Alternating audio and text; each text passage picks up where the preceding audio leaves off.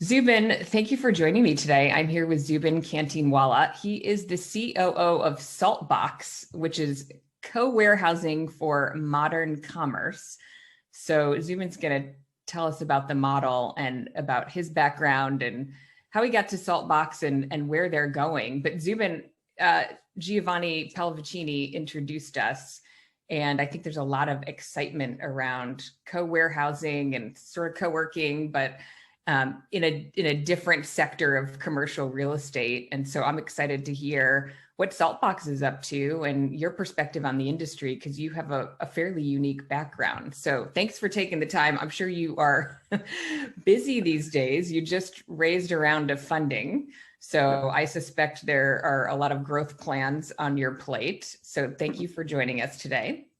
Great to be here. Appreciate the offer to chat. You are at your home office in New Jersey. Yeah. I love your paint color, by the way. We're about to paint our office and we're doing like a dark navy, which looks kind of like what do you have back there? This was done for all the people who sit on calls with me and had to stare at a beige wall for the first 6 months of I COVID. know. We just turned a guest room into a second office because now my husband, is home all the time. And he was like, he has some birds in his background. And he was like, we need to remove the birds. Can I get a shelf? So that's our next project. So I'd love to hear a little bit about sort of your story and your background and how you ended up at Saltbox. And then let's dive into the Saltbox model. Yeah. I can start pretty high level and then kind of get into kind of the more specific aspect of the journey that's relevant to the conversation. So I've been in startups pretty much since day one. Started as an operator and then went into venture capital for about 6 or 7 years, investing in clean tech and then sustainability and all different types of business models that fall under those themes. Really wanted to get back into building a company. And I hadn't really had the direct experience. I'd been more of a junior operator earlier in my career. So left and found a company called Alt School, which was sort of at that time trying to, build a school system across the US. I joined in New York. No small plans. I'm just going to build a new school system. This was aim for the moon, raise a ton of money, hire a bunch of really great people from different industries, primarily tech related. And then try and do something that's really difficult. And so, long story short, it's really difficult to build a school system. But it got me exposed to kind of this world of brick and mortar meets consumer tech and new kind of consumer experience offered. How do you deliver against that promise? Partly how do you, I launched New York for them to help them open up 2 schools in New York. And how do you handle local operations versus central operations? And so, basically took that experience. I got introduced to the founder of a company called Common, which was sort of new at the time, doing this thing around co-living. Hadn't heard of co-living, didn't know what it was, didn't know if I would be interested in it, but it was basically like a continuation of what I thought I was doing at Alt School, which was taking a kind of a brick and mortar type business, trying to add some, at the time we talked a lot about community, but trying to add some services and kind of, differentiation to how the product was received by our tenants, and build it into a national, brand. And so spent several years there, starting with a few people who were kind of sales and marketing, and then kind of growing out, the entire kind of member life cycle from, after they enter our website, what do we do with them as a sales team? What happens? How do they onboard them into a property? How do we manage their experience within the property? How do we manage the physical property itself? I see themes. Yeah, exactly. Yeah. I hear themes, I should say. Yeah. And then, the business is growing. So we have to think about people operations and business operations. So, it's kind of interesting with these businesses. At that time, we were too naive to realize what we were doing is we were just building a property management company. We were just doing it against this particular type of living called co-living. But the moment I think we started to realize co-living is just like really, really hard property management. Right. Totally. Because the property piece is the easy part, right? It's the hospitality and the, getting the member insights, right? And running all that, that's hard. Yeah. Yeah. I mean, a lot to dive into on like whether like, the mentality was certainly around like, let's bring the consumer delight layer to this, property management industry. The reality though for the business, which is important for any of these businesses, is like people leave because you aren't cleaning their space well, or because you aren't addressing their billing concern, or because you set the wrong expectations to them about what the experience will be like. It's not, and then all the stuff on top of it for me is a luxury you create if you've got the services right. So that was sort of our early mentality at Common is like, let's get really good at like services and do it at scale, which implied building kind of a central operating engine. And then we started to take on kind of traditional multifamily buildings to help grow the company. And that's, I think they've continued in that direction quite aggressively to basically expand their footprint is by taking on, existing multifamily buildings as a way of being a better operator for those buildings. Is their model all managed services? They don't own the asset. They manage it. Okay. They're an operator, at least as far as when I was there. I think they've stayed true to that, where they will either be in, I guess initially it was a lease-based business, but very early transition to management agreements and sort of being more of a, I guess, aligned partner with the owner. And so that was also my first foray into managed management agreements and the relationship that operators have with real estate owners and real estate capital. And so I was approaching it from more of the standpoint of like the operator of the property. So I had a very kind of different experience there than what I had at Industrious, which was my next step, where I ran the real estate team at Industrious. And so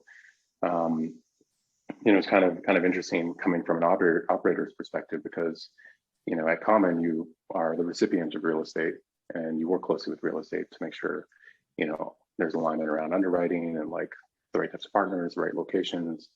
But it's kind of like giving me the keys to the castle when you give me responsibility for making those decisions for the company, because now I can do things the way I wanted to as an operator. And so that was sort of the objective at Industrious was, they had already shifted to management agreements by the time I got there. Okay. The question was like, how do we grow quickly? And how do we grow like responsibly? And like, that was a lot of lessons in a very short period of time. But, how do you take these businesses and help them both position management agreements the right way, but also understand how to take risks and manage risk, in a world where you have venture capital fueling these businesses and they need to grow quickly. Like, real estate isn't designed to move at the paces that it is not. Often, particularly with the managed agreement model, right? I mean, one of the trade-offs there is, how quickly can you move to get those deals done versus a traditional lease, although the traditional lease process is also not moving at the speed of light. Yeah. Exactly. And so it's kind of like if you look at the stakeholders in the world of these operators, on one hand, you've got the investors who are pushing risk, and like that's their businesses. They need to create outsized returns, so risk is something they need.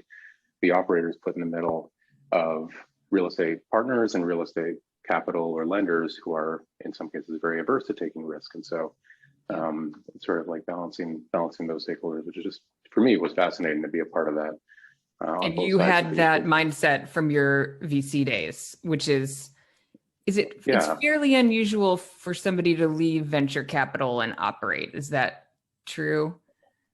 I mean, I've heard of many stories of people leaving, but I think we each have our own reasons for wanting to leave. And I think, mine was really around, proving to myself that I could do it myself. And also venture capital is a bit of a lonely sport as well. You're not really in a team situation and like kind of in the thick of it. You kind of like, advise companies and sit on boards and like you check in with them frequently, but you're not sharing in the successes and failures in the same ways.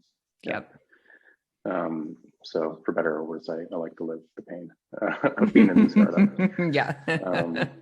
So was it industrious? COVID hit, left as a result of that. Consulted last summer to a variety of different kind of real estate driven companies all around the theme of kind of flexibility. So did short-term rentals, was with a modular architecture company, and Saltbox was one of the companies that I was advising. So just got really close to the team, and they're very small, but very ambitious and exciting, and we can get into it, but like very, very different approach to kind of the member operator relationship that got me very excited about what they're doing. So I'm curious, you joined a team during COVID, October? I started advising them back in May or June last year. Okay. And then joined October formally. Full time. Yeah. So where is the rest of the team located? We're all over, but the heart of the company was in Atlanta, and so the three co-founders are based there. Okay. And yeah, I think this is now a normal kind of COVID story of I hadn't met them in the beginning. I only met Tyler, the CEO, maybe a month ago for the first time when he came up to New Jersey. Also for personal reasons, I haven't traveled, so I haven't actually been to the salt boxes yet, which is something I'm solving in 2 weeks now. So very excited to kind of get down there. But the team is starting to become larger and widespread. So we're hiring, sort of all over the country for what we call kind of our more kind of central roles, and then the location staff will be where the salt box is open.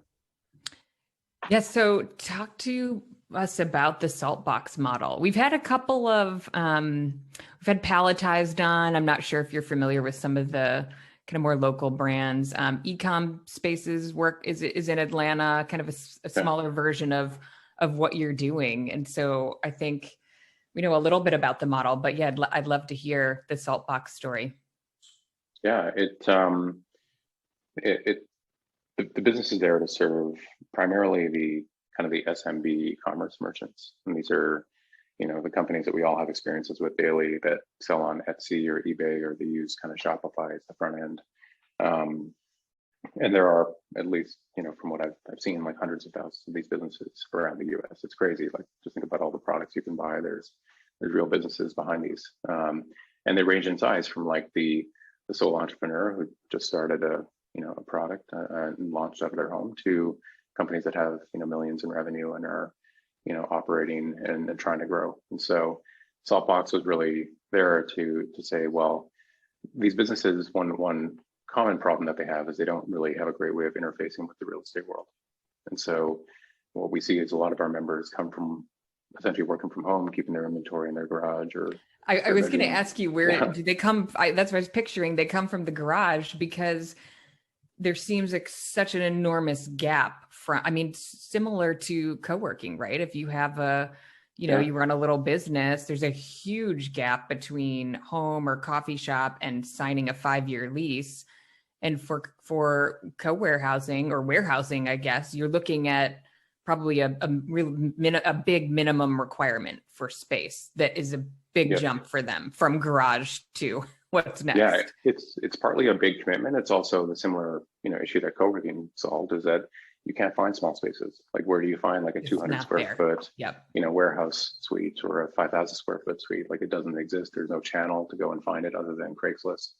And so, the salt box is basically, it's a warehouse we operate, and we turn it into small spaces. That's like the simplest, explanation of what we do, but it gets a lot more interesting as we start to understand, like, the pain points that these businesses have are creating an opportunity for us to layer in like real kind of, operational logistic services to help them run their business, which, ranges from, we have flexible storage that's available to them on site and off site. We have, a team we call kind of our E-Force, or Elastic Workforce. This is basically like trained warehouse staff that are able to handle basic functions or projects, or in some cases, members have actually programmed them into their business. They basically use our app to hire them 5 hours a day, every day, for specific kind of, operational functions. And so we're able to offer our kind of economies of scale to benefit them.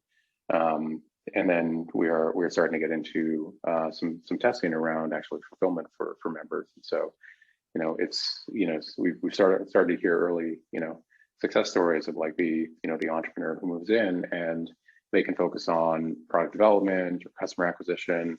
And we kind of handle the messy kind of The logistics back end of their logistics, business. right? Yeah. Yeah. And so like the analogy that's made a lot of sense to me is like the same way these businesses use Shopify as kind of the front end of their business to build a storefront and have a shopping cart. Like there's a big opportunity for Saltbox on the back end To of their be the business back end.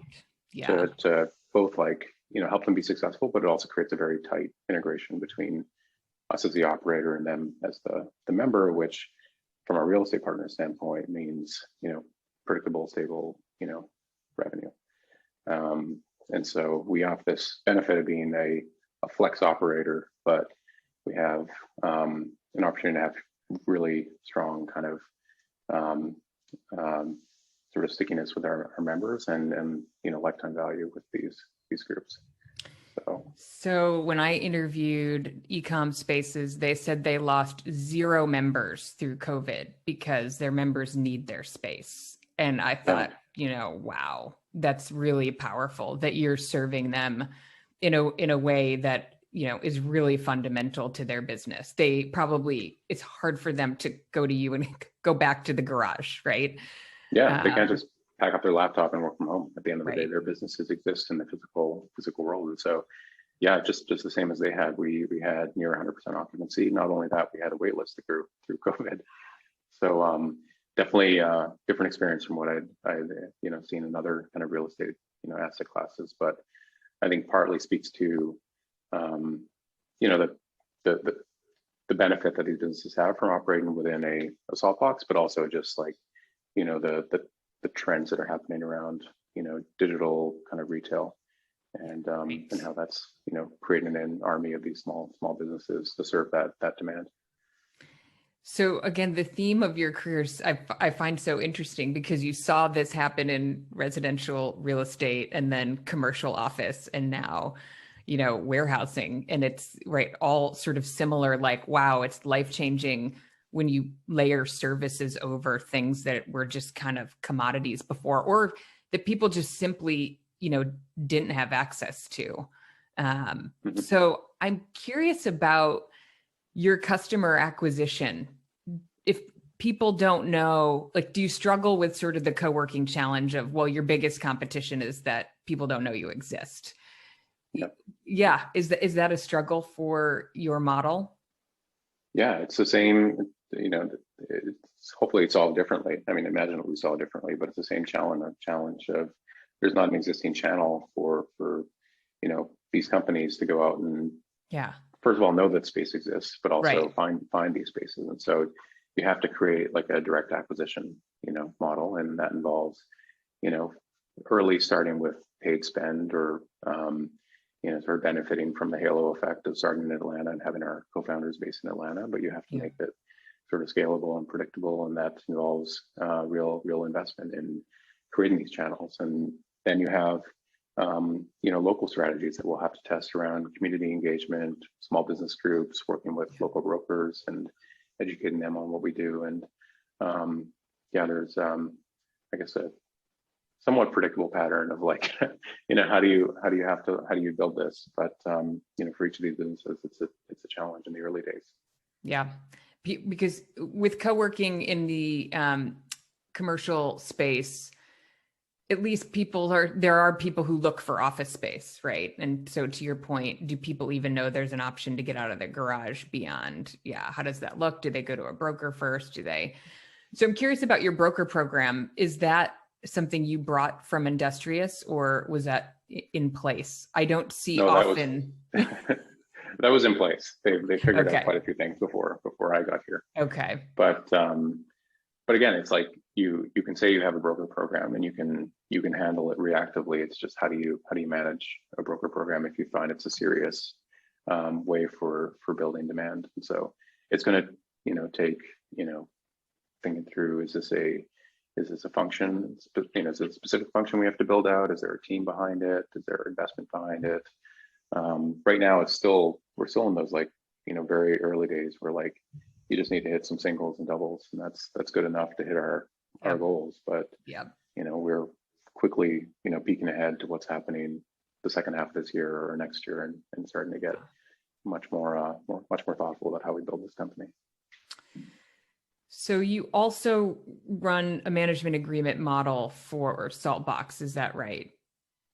Yeah, it's I guess a hybrid strategy, which is, I think, for me, like the way I think these businesses need to consider, like, the way they grow is, like, there is not a kind of a one size fits all approach. You're really solving a problem for your real estate partners, and you have to be able to tailor your business and the way you partner with those businesses, or partner with them based on their specific kind of pain points. And so, the way you work with a REIT is very different from the way you work with a regionally focused GP that's going out and acquiring assets. And so we have primarily focused on management agreements, which to me is a catch-all term for creative, structured profit sharing. deals. Yeah. Yes, right.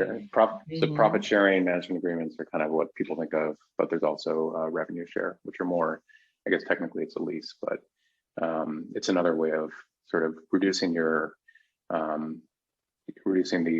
liability or risk for as an operator, but also creating more shared incentives between kind of the operator and real estate. But again, you've got to figure out, like, how to maneuver against these different structures. And so we always like talk about having two customer groups here. We have our members, but we also have our real estate partners, and we need products for both. Yeah. And so that's the way we kind of dance, and management agreements themselves create a lot of challenges for the business as well. So we have to think about the structures, the risks, the operating constraints that it creates, and make sure we don't create a giant kind of nest of problems that we have 2 years from now when we look back at our portfolio and say, like, what do we create here? Like, this is really complicated and difficult to manage. We're and to report really on, like, and to all the. Yeah. So we can solve that because we've had the experiences. We can say from day one, this is the right way to, these are the things we want to focus on as priorities to achieve in these partnership discussions, and these are things that we can be fine with, that don't need to be solved for. So I'm curious, industry has obviously had success with management agreements, but they can be challenging to do depending on the asset owner and their capital structure. And is that a similar challenge in the industrial sort of asset class? Yes and no. It's a similar challenge that we'll run into. Our approach has been, we've been very, very careful about selecting right now only a handful of partners that we're working with. And our strategy is a little bit different from Coworking, in that the partners that we're working with are acquiring industrial assets, and then we have basically a programmatic management agreement, a revenue share agreement with them. And so, we've already figured out with that partner, okay, how do we want to structure this portfolio of locations that we're going to build with you?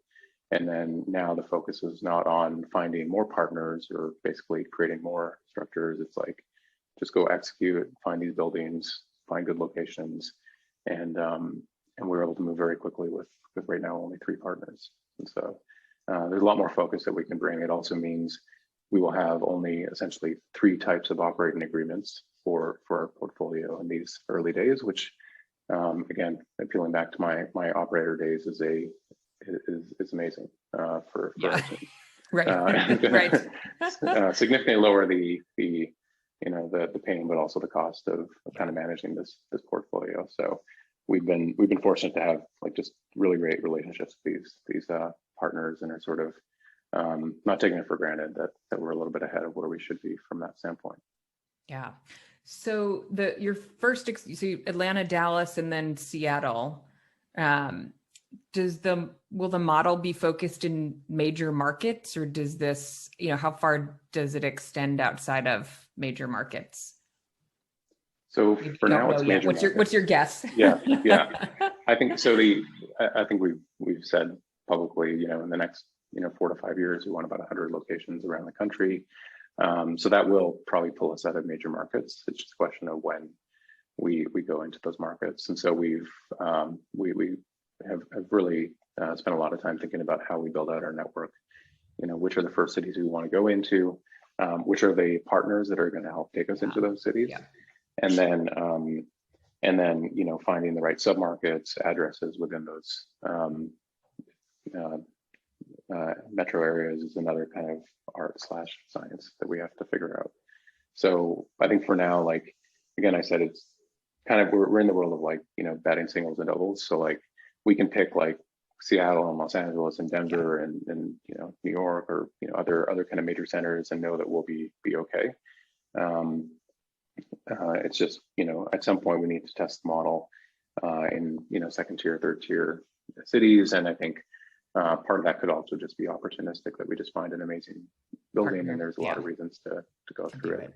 I think also as we really lean into the fulfillment side of our model, then that'll introduce some strategic reasons why having some salt boxes in certain regions or certain cities might become very important to us or to our members specifically.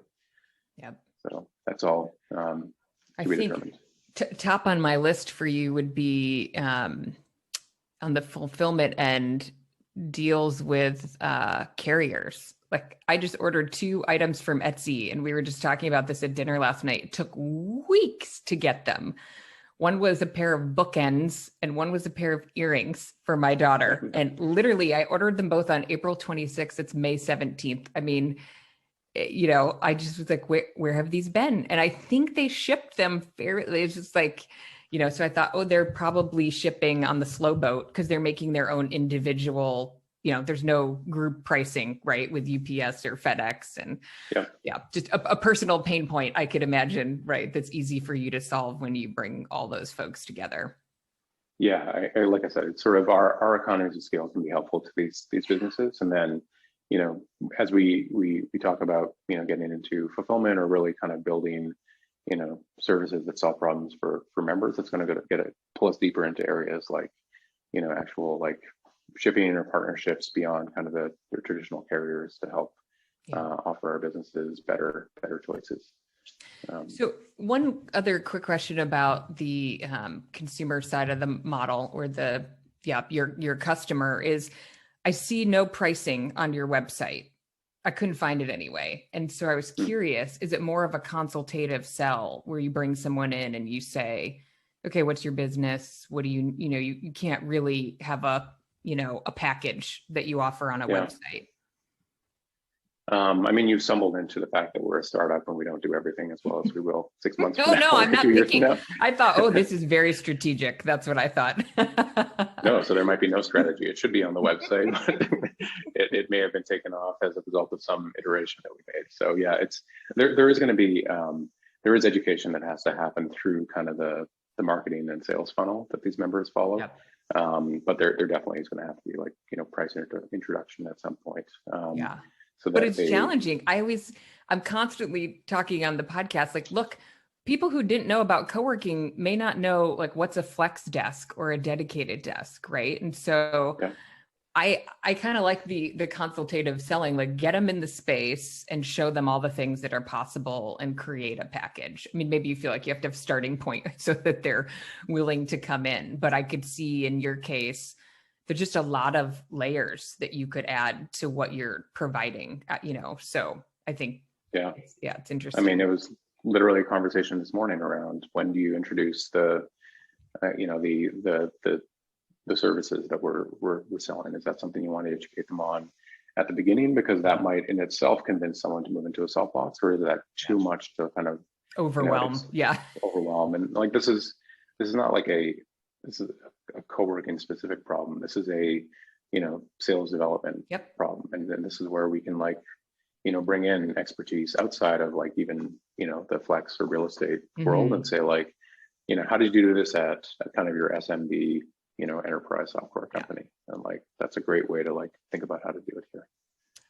And that's my favorite thing to do. Is I feel like sometimes we're all drinking our own Kool-Aid and, well, how does so and so do it? And everybody sells the sort of package of, and when you take a step back and you say, well, is that how the right consumer buys?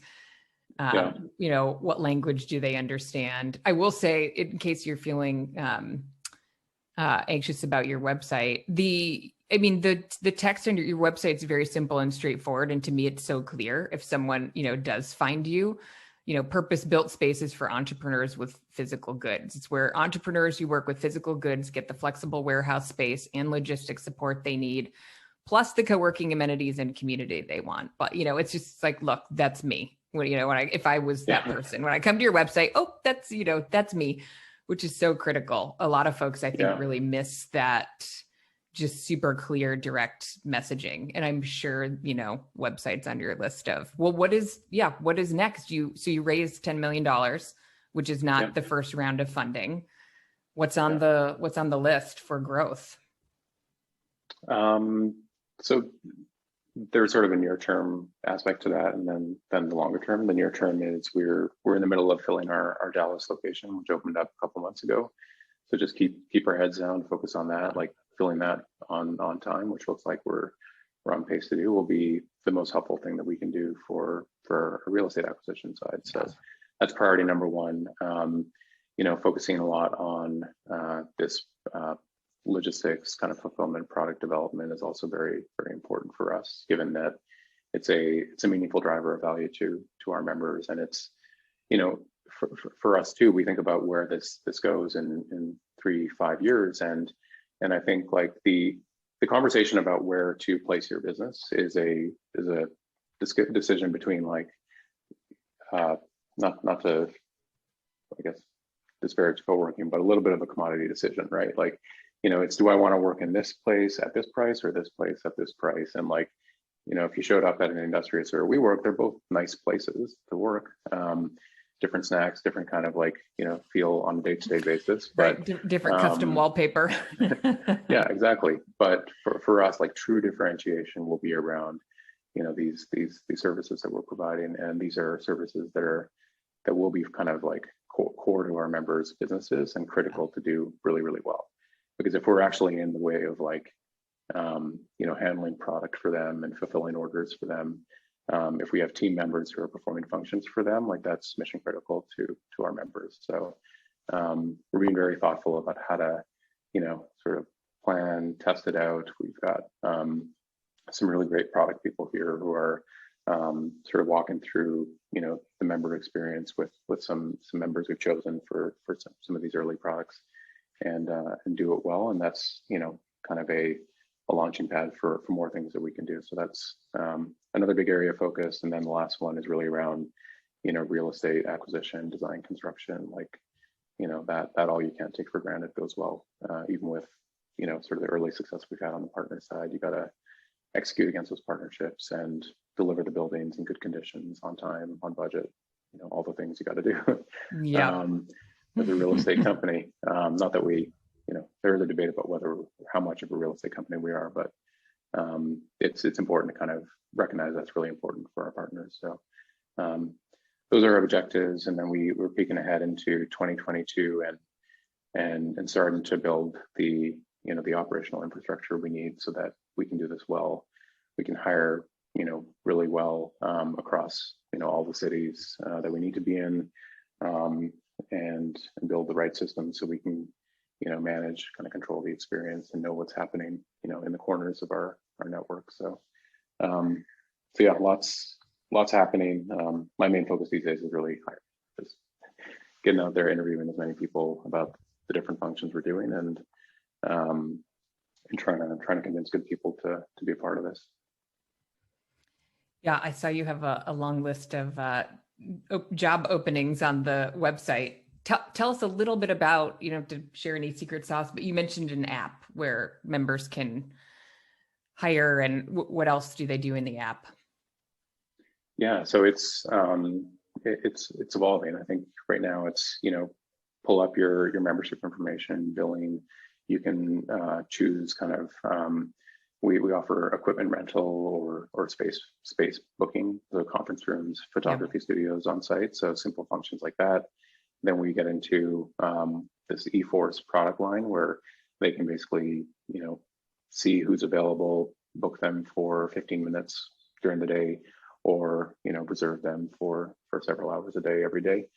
And then as we start to get right now fulfillment's very kind of hands-on from our standpoint, but like if we are looking at their shopping cart and thinking about our own staffing availability and what's happening with their own inventory, like that there's a kind of a layer of software that may need to be built that will tie into other great software solutions that are out there as well. So yeah, looking at making some good investments there, since it does kind of manage a critical part of our process going forward.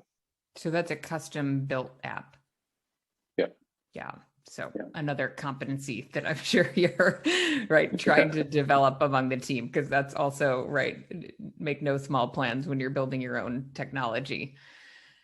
Yeah. So it's such an interesting model because it seems so simple when you just think about co-warehousing. And then when you think about everything you can layer into what you provide, you can have a real impact on how somebody grows their business, which is, to your point, I think we like to think about that in co-working. It's harder to really execute because you can't sit next to somebody and coach them, through their day. And you can offer sort of light, virtual assistant services and things like that. But you can really, in your model, kind of go deep on what their business evolution looks like. That's neat.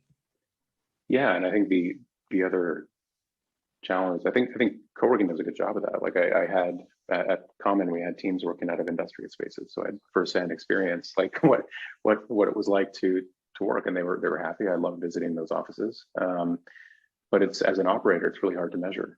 Like, are you actually influencing the experience? Are you making it better?